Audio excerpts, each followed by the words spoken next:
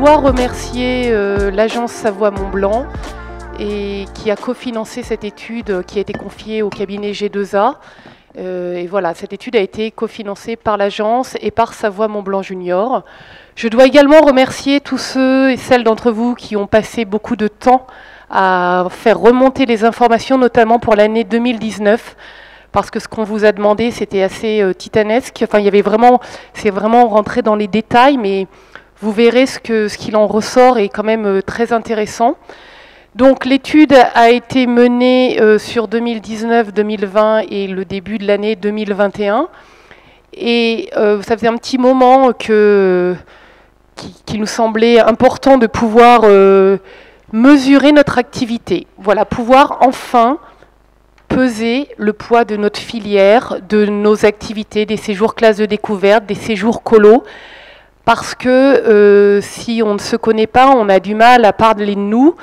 Et on s'est vraiment rendu compte de ce manque d'informations dès mars 2020, quand on a commencé à nous dire mais ça concerne combien de centres de structures d'enfants sont fermés, combien de nuitées ça représente, combien d'emplois, quel chiffre d'affaires. Et en fait, on a tiré un petit peu, on a fait des extrapolations par rapport aux données de l'UNAT, par rapport aux données qu'on avait sur le territoire. Mais l'UNAT, c'est que c'est qu'une partie d'entre nous. Donc voilà. Nous tenons les premiers chiffres que Carole et le cabinet G2A vont nous présenter. Il faut qu'on continue, c'est évident. Cette étude. Ah pardon, j'avais pas vu Émilie. Voilà. Donc je te laisse la place, la parole. Voilà. Bonjour à toutes et tous. On est enchantés d'être là et de vous présenter les résultats de cette étude qui donc vont faire le consolidé de la progression de la fréquentation sur 3 années. En arrière, donc on aura 2019 qui sera la dernière année normale et puis donc les 2 années 2020-21 effectivement qui ont été particulièrement mises à rude épreuve. Donc voilà, ça a été un gros travail effectivement de collecte chez vous et pour nous effectivement un gros travail de traitement de l'information. Donc on espère que voilà, l'ensemble des décideurs vont pouvoir tirer profit de ce qu'on arrive à ressortir comme résultat et de montrer le poids économique de votre structure. Donc je ne vais pas trop m'étendre sur la méthodologie, mais juste quand même pour que vous ayez bien en tête le travail que ça représente et l'objectif quand même de base qui était d'être le plus large possible et donc d'avoir vraiment un panel qui soit le plus complet pour vraiment avoir une vue sur le volume économique que ça représente sans oublier personne. Donc en fait on a déjà fait tout un travail avec donc l'agence Savoie-Mont-Blanc et Savoie-Mont-Blanc Junior de compilation des différentes bases de données qui peuvent exister. Donc voilà, vous en avez quelques-unes qui sont notées ici. Et à la base, en fait, on a commencé du coup à enquêter sur les 2 départements, 857 établissements. Donc et la question de base, la question filtre était, est-ce que vous accueillez régulièrement des groupes d'enfants en séjour? Et lorsque on a posé cette question aux 857 établissements, il y en a 407 qui ont répondu oui. Donc on a 407 établissements qui donc forment le panel et donc qui sont ceux sur lesquels on va s'appuyer pour étudier le volume de nuitées et le volume de retombées économiques.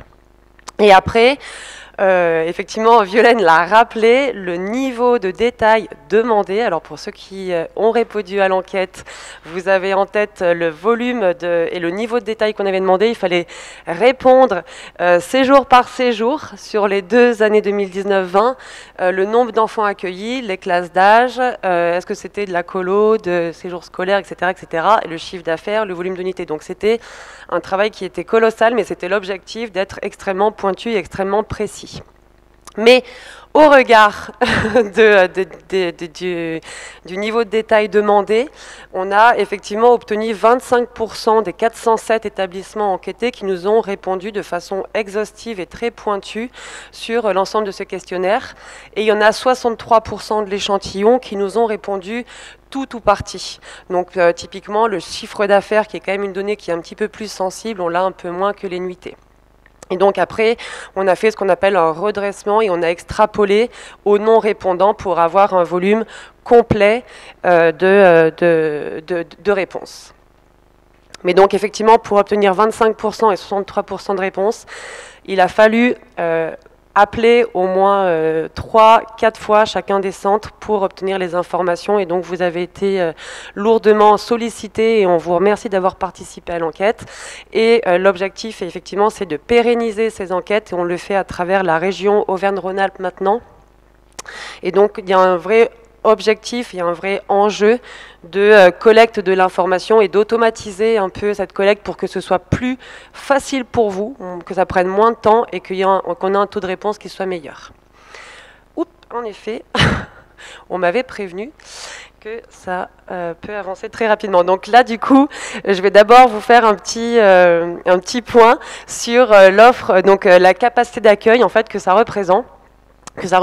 Donc on a 407 établissements sur les 2 départements et ça représente 42 000 lits touristiques et chaque établissement touristique en moyenne a 104 lits. En sachant qu'effectivement, ça on le verra, il y a donc des capacités d'accueil moyennes qui sont bien évidemment différentes selon qu'on est un village vacances, un centre de vacances, un refuge, etc., etc. Mais en moyenne, là, vous avez effectivement 100 lits par établissement.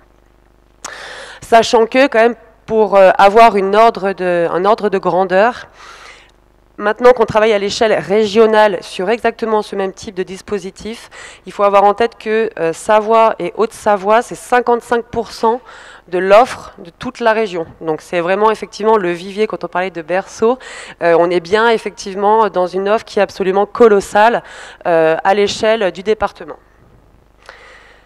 Hop, hop, hop. Pardon, excusez-moi.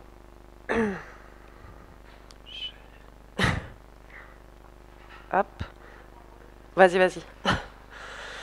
Donc là, vous avez, pardon pour ces petits soucis techniques. Donc là, vous avez la répartition donc des 407 établissements où vous voyez qu'il y a à peu près 70% qui sont des centres de vacances, donc c'est la grande majorité et ça c'est valable également à l'échelle régionale, donc il y a effectivement une grande majorité de centres de vacances, suivi après de tout ce qui est gîte d'étape et de séjour et ou club et village vacances. Donc ça c'est sur la structure de lit au global des 2 départements et si effectivement on poursuit avec un détail à l'échelle, pour chacun des deux départements, on voit que la Haute-Savoie est effectivement vraiment le département qui a la plus grande offre, donc avec 256 établissements contre 151 établissements en Savoie, donc c'est vraiment la Haute-Savoie qui a une politique qui est extrêmement marquée en faveur de l'accueil des enfants.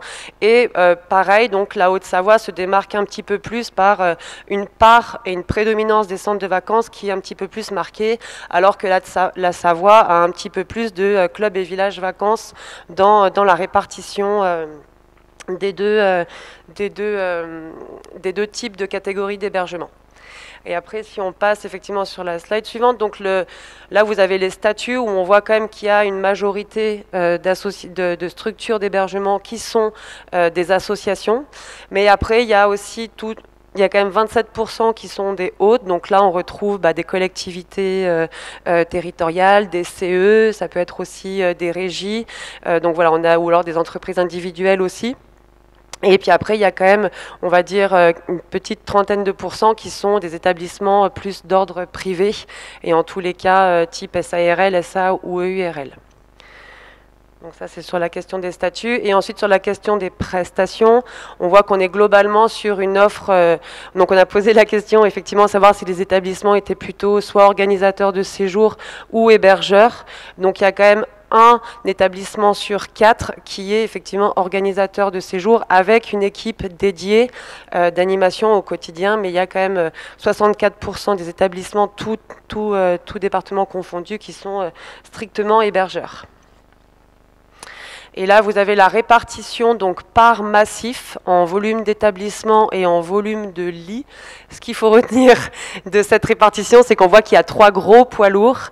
En nombre d'établissements, c'est le Pays du Mont-Blanc qui effectivement est la plus grande, bénéficie de la plus grande capacité d'accueil, suivi après de Haut-Chablais et les Portes du Soleil, et ensuite la Maurienne. Et là, on voit qu'effectivement, ces 3 gros-là ont vraiment le haut du panier, et qu'après, effectivement, on est sur des volumes d'accueil qui sont quand même bien moindres sur les différents massifs des 2 départements. Donc là, on passe sur la partie volume de nuitées et donc la fréquentation. Donc là, on va repartir de la dernière année normale, 2019. Donc on était effectivement sur 2,9 millions de nuitées enfants. Donc là, on est effectivement avec un focus vraiment groupe d'enfants. Si on prend toute clientèle confondue, on est à plus de 4 millions de nuitées. Donc c'est quand même pour vous donner un ordre de grandeur de ce que ça représente. Et effectivement, on est quand même sur un secteur qui est particulièrement impactant sur les 2 départements. Et il faut avoir en tête effectivement que sur les établissements qu'on a enquêtés, ces établissements en fait fonctionnent à 72% avec des groupes d'enfants. Donc sur une année normale, on voit qu'il y a vraiment une prédominance de l'accueil strictement des enfants et que c'est effectivement le gros de l'activité avec une vraie spécificité accueil d'enfants, même s'il y a quand même une part de diversification des clientèles qui est quand même observée dès 2019. Et là-dessus, je pense qu'on vous apprend effectivement pas grand-chose, mais c'est en tous les cas pour avoir des ordres de grandeur. Donc ça, c'était la dernière année normale. Et après, si on enchaîne donc sur la répartition, on voit effectivement qu'entre 2019 et 2021, en fait, la part des enfants, de l'accueil des enfants, a clairement diminué. En fait, il y a eu un vrai gros besoin sur 2021 de diversification et d'ouverture des publics avec donc davantage de groupes d'adultes et ou d'individuels qu'on a pu observer, ou donc habituellement sur une année normale 2019, il y a 72% des nuitées qui sont des nuitées enfants, alors que 2021, il y a 45% des nuitées qui sont des nuitées enfants. Donc ça veut dire qu'effectivement, il y a beaucoup plus d'accueil d'adultes et ou d'individuels. Donc clairement, ça a transformé quand même cette année 2021 avec la non-ouverture des remontées mécaniques, entre autres, et le fait de passer l'hiver quasiment fermé pour beaucoup, a quand même clairement impacté la typologie de clientèle. Et ça, on le verra par la suite dans les retours terrain qu'on a pu observer. Donc là, vous avez l'impact en fait Covid et en tous les cas sur la fréquentation. Donc là, on parle vraiment en matière de nuitées enfants. Donc là, on a exclu toute la partie diversification. On est vraiment, on va dire, concentré sur l'accueil des enfants. Et donc en 2019, la dernière année normale, on avait donc 2,9 millions de nuitées enfants. En 2020, on n'est plus qu'à 1,8 million de nuitées enfants, sachant effectivement que vous vous en souvenez, j'imagine très bien, hein, on a tous été quand même bien traumatisés par la fermeture à mi-mars. Et donc après toute la suite, hein, le printemps et l'été, avec des grosses contraintes d'ouverture qui a été quand même assez nette. Et après, donc sur 2021, en sachant effectivement, il y a un petit bémol, c'est que 2021 forcément n'est pas fini. Et que donc on a enquêté de décembre 2020 à septembre 2021, on n'est plus qu'à 920 000 nuitées enfants. Donc on a quand même une baisse de l'accueil des enfants à l'échelle des 2 départements de l'ordre de moins 70% en matière de nuitées. Donc c'est pour vous donner quand même un ordre de grandeur de l'impact de la crise sur effectivement l'accueil des centres et donc l'importance d'avoir un observatoire qui permet de valoriser, on va dire, le poids que vous représentez. Donc là, vous avez l'impact, et en tous les cas, donc le premier gros camembert que vous voyez là-bas, c'est en fait le poids des saisons sur la dernière année normale, donc 2019, où on voit quand même qu'il y a 75%, 74%, voilà, qui sont faites l'hiver. Donc on voit effectivement qu'à l'échelle de 2 départements, clairement, c'est l'hiver qui qui tient clairement la fréquentation et c'est concentre la fréquentation des nuitées et donc il y a une vraie dépendance à l'activité hiver et l'activité neige sur les centres. Ce qui d'ailleurs, entre parenthèses, est beaucoup moins le cas sur les établissements de la région Auvergne-Rhône-Alpes si on vous exclut entre guillemets. Mais donc là, en tous les cas, on est à 75% de l'activité qui est faite l'hiver et après 15% l'été sur une année normale. Et en fait, ce qu'on a pu observer quand on fait la distinction par saison, donc sur les 2 années 2019, 2020, 2021, on voit qu'il y a eu un crash absolument terrible sur l'hiver où on passe de 2 millions de nuitées à 300 000 nuitées parce qu'effectivement, il y a eu beaucoup de fermetures d'établissements, entre autres. Et par contre, ce qui nous a plutôt très interpellé, c'est le fait que l'été, en tous les cas l'été 2021, dans le panel qu'on a pu observer, en matière d'accueil, a été meilleur que l'année 2019. Donc l'année 2020, c'est normal parce qu'effectivement, il a été quand même plutôt très, très impacté. Mais en tous les cas, certains établissements ont fait des meilleurs étés en matière de fréquentation que l'année 2019. Et ça, on verra qu'effectivement, on a pu l'observer, on a pu avoir des retours, encore une fois, terrain, qui confirment ça, mais ce serait intéressant d'avoir un échange aussi avec vous pour échanger sur ces constats. Et après, on voit effectivement que les périodes printemps et automne sont quand même, pour l'instant, en tous les cas, plutôt moins impactants.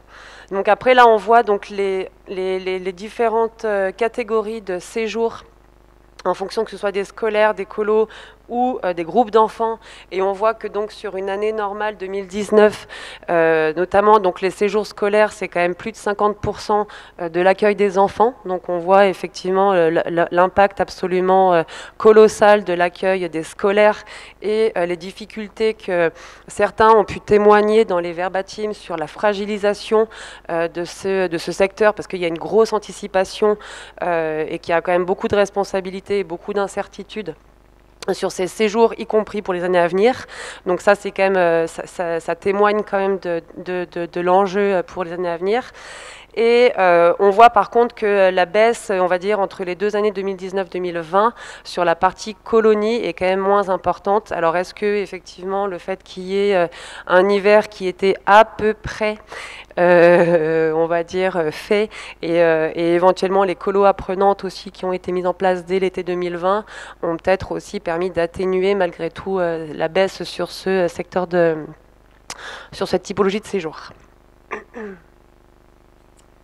Voilà, puis après là vous avez des informations en matière de tranche d'âge notamment où on voit qu'il y a quand même une quasi-majorité donc d'accueil avec des collégiens à l'échelle des départements, donc c'est sur les années l'année de référence 2019, même si ça commence à dater maintenant. Donc on est effectivement sur principalement de l'accueil des collégiens et une majorité effectivement d'accueil de séjour entre 5 et 7 nuits. Et là, c'est un élément qui a été, en tous les cas pour nous, parce que voilà, on connaît quand même moins votre activité que vous, mais en tous les cas, ça a été intéressant pour nous de voir, et c'est aussi ce qui est particulièrement intéressant de valoriser, de montrer, c'est que l'enjeu n'est pas uniquement en fait de l'accueil, mais c'est vraiment aussi de la partie réceptive. Donc en fait, on est vraiment, donc les départements émetteurs, donc ceux qui font venir le gros des enfants, sont justement les 2 départements Savoie et Haute-Savoie. Donc on voit qu'il y a un vrai enjeu à conserver, valoriser, développer, valoriser les centres, non pas tellement pour entretenir, pérenniser l'accueil et donc l'économie générée par les structures et les nuitées et tout ce que ça génère en activités, prestataires, etc., mais aussi en matière de politique sociale et donc d'éducation et de création des futurs skieurs et ou en tous les cas pratiquants de la montagne. Donc voilà après le dernier élément sur la partie retombée économique. Donc vous avez ici en fait le volume de chiffre d'affaires global généré sur l'accueil des enfants. Donc là on est bien exclusivement sur l'accueil des groupes d'enfants.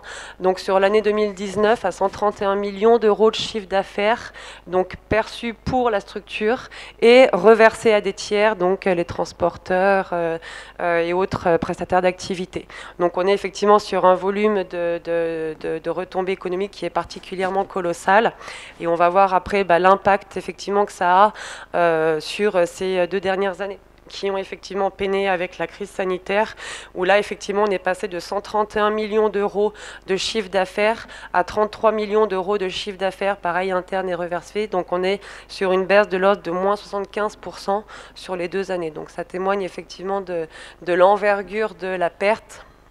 Et on verra l'importance aussi des aides perçues qui ont été vraiment soulignées par chacun d'entre vous qui ont en tous les cas répondu présent en tous les cas à cette enquête.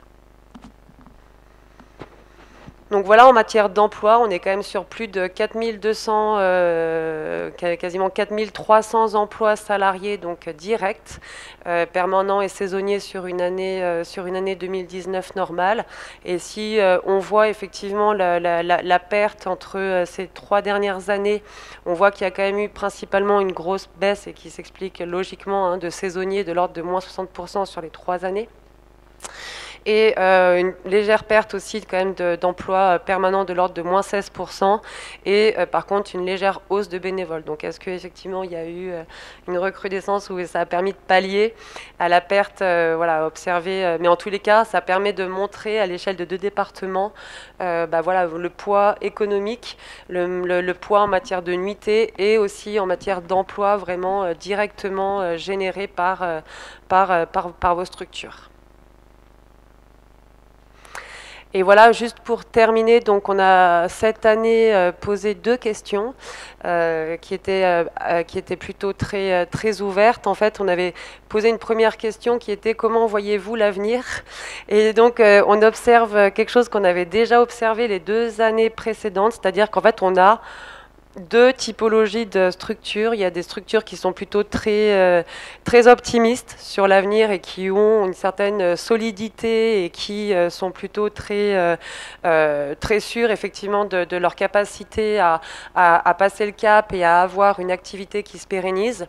Et dans le même ordre de grandeur, on a effectivement par contre des structures qui sont vraiment en situation de fragilité et qui sont effectivement dans des postures qui sont beaucoup plus pessimistes. Donc ça c'est effectivement le gros de l'interprétation qu'on a pu en avoir et qu'on a déjà observé ces deux dernières années. Donc là ça ne fait que confirmer. Pardon. Si vous le voulez bien, je pense que vous en connaissez la légende. Est-ce que vous pouvez nous lire ce qui concerne les deux tiers principaux du camembert, parce que c'est pas forcément lisible pour le plus grand nombre.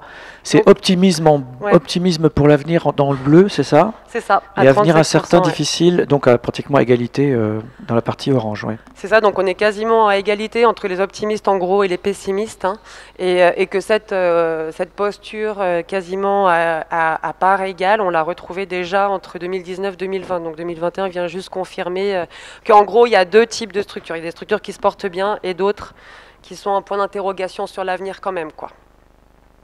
Voilà, donc ce qui est quand même à prénoter dans quelques verbatims que vous voyez là, c'est qu'il y a quand même un vrai sujet sur l'hiver 2021-22, parce que on l'a vu, l'hiver c'est quand même 75% de l'activité, donc ça se présente plutôt bien en matière de prévision. A priori, c'est ce qui ressort quand même de cette enquête. Il y a plutôt des tendances très positives pour cet hiver au niveau de l'anticipation des réservations, mais il y a un vrai sujet sur il faut que ça se passe bien pour que ça se pérennise. Donc ça c'est le premier point.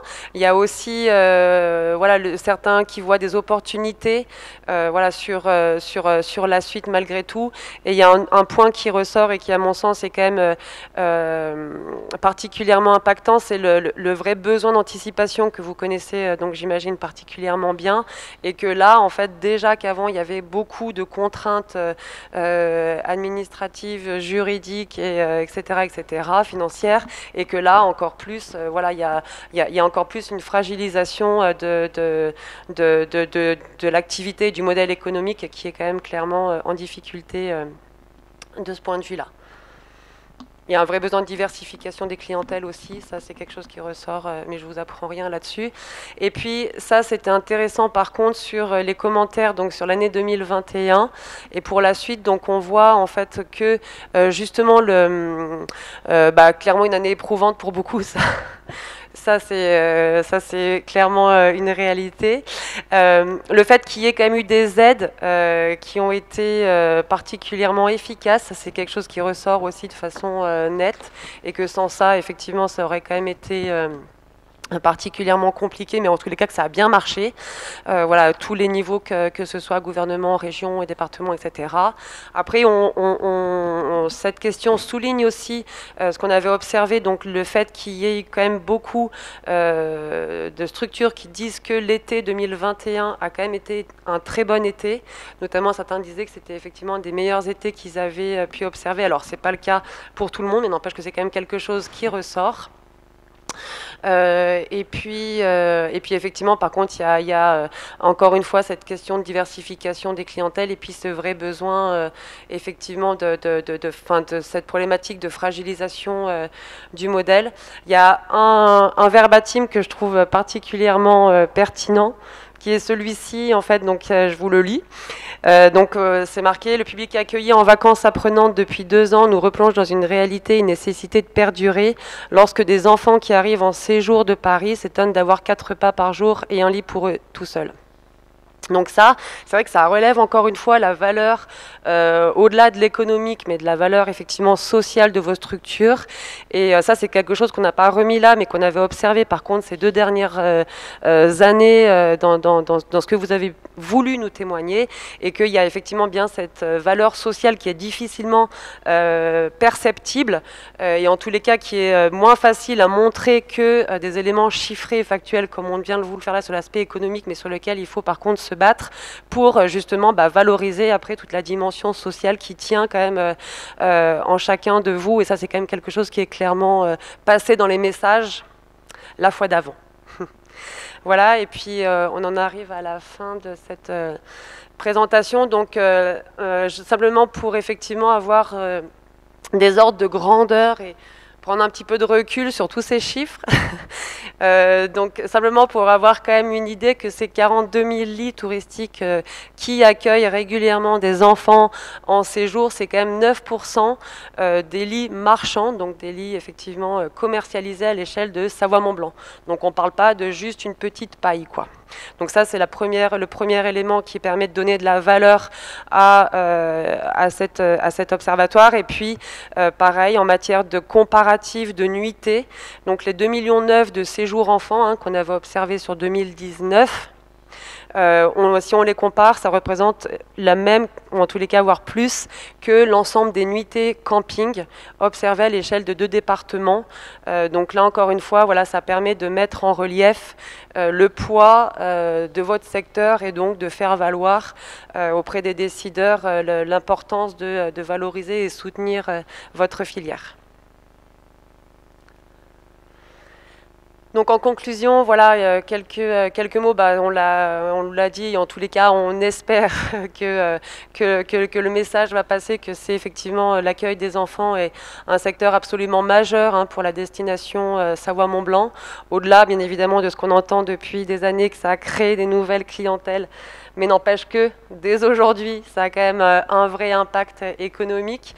Et par contre, qu'il y a une vraie fragilité, alors pas pour tous, on voit quand même qu'il y en a certains qui ont un modèle qui fonctionne très bien, mais quand même pour tous, il y a une vraie fragilisation du modèle et aussi une vraie dépendance à l'activité hiver, et donc qui interroge sur, bien évidemment, les problématiques climatiques et ou aussi d'attractivité clientèle qu'on connaît plus largement que juste votre secteur d'activité.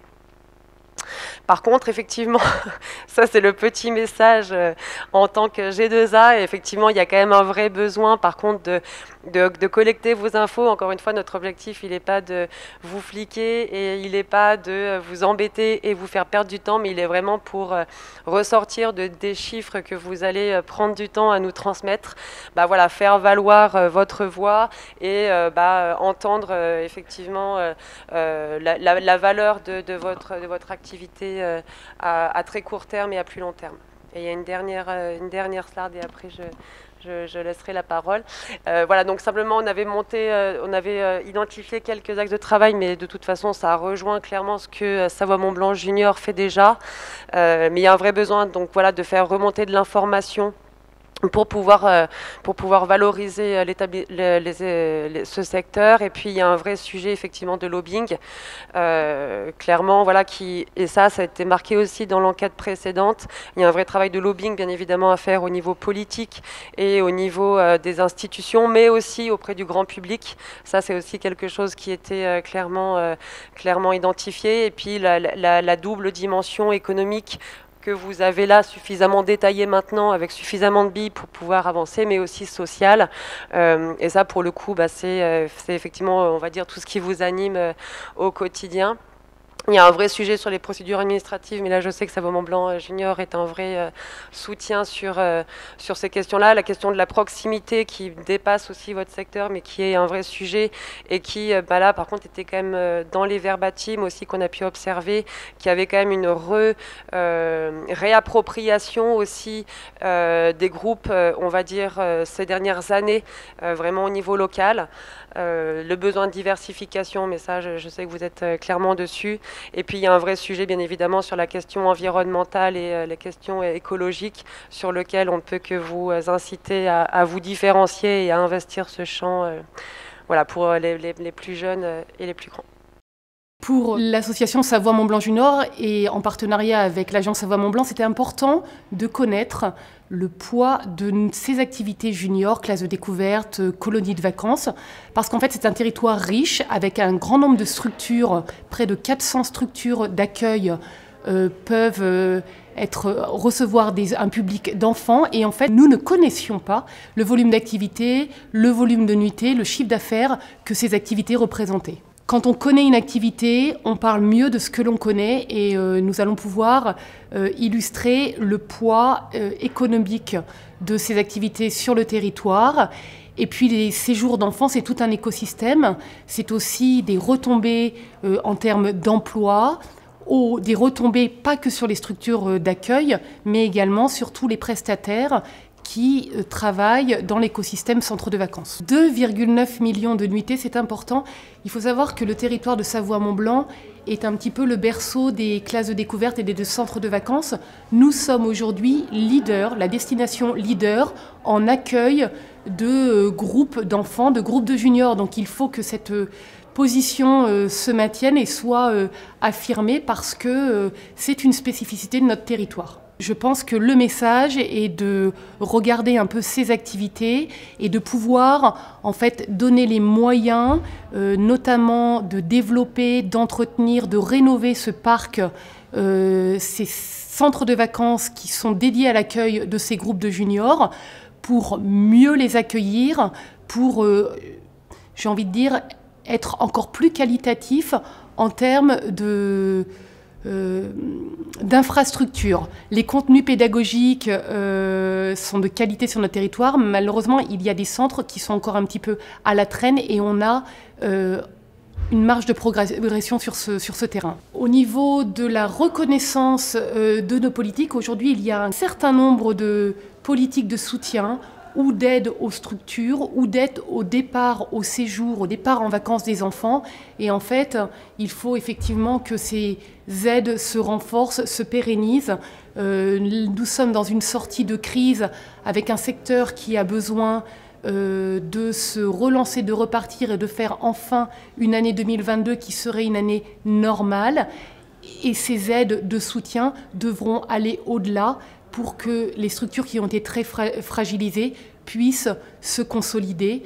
Là, nous avons lancé l'étude aussi dans une période de crise, la crise depuis mars 2020, puisque nos structures se sont retrouvées fermées. Et quand on nous a demandé de parler de nous, on s'est rendu compte qu'on n'avait pas une vision exhaustive du parc, ni même de l'activité, encore moins du poids global que ça représentait. Donc là, on a su remonter jusqu'en 2019, et d'ailleurs je remercie les acteurs du territoire qui se sont prêtés à l'étude parce que ça a été un travail fastidieux.